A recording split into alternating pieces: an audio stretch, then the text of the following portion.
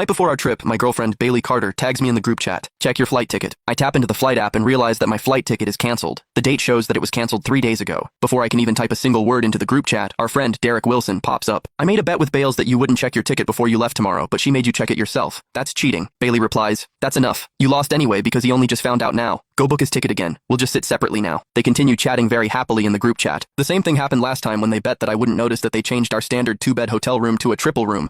I was then made to sleep on the extra mattress provided.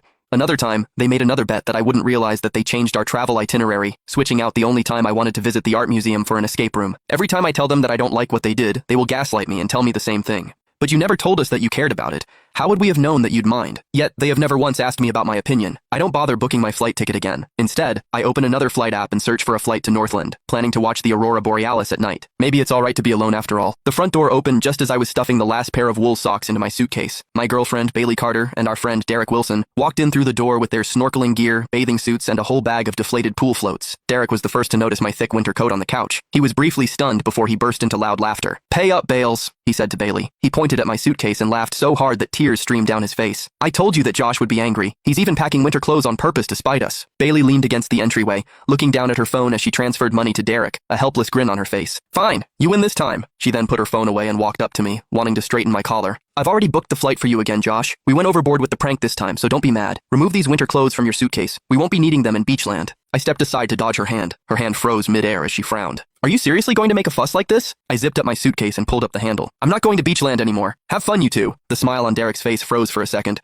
Then he hurriedly came up to me and tried putting his arm around my shoulder.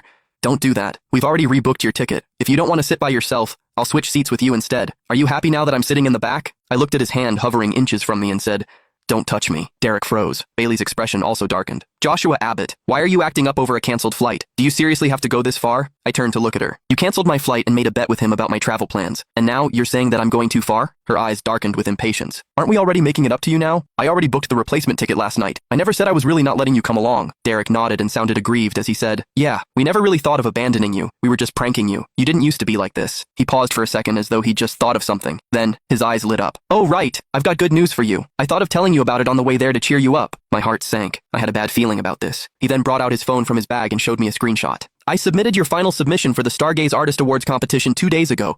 You'd been staying up all night for it lately, and I felt sorry for you, so I submitted it on your behalf." My grip tightened on my suitcase handle. "You tampered with my entry? Don't get your panties in a bunch," Derek said, as though I was being a spoilsport. "I just added a little Easter egg to your submission. I put a tiny frog rolling its eyes at the bottom left corner of that painting you liked the most as a watermark. It's hilarious." Then, he winked at Bailey. "I even made a bet with Bailey to see when you'd finally find out about it. I was thinking of only revealing it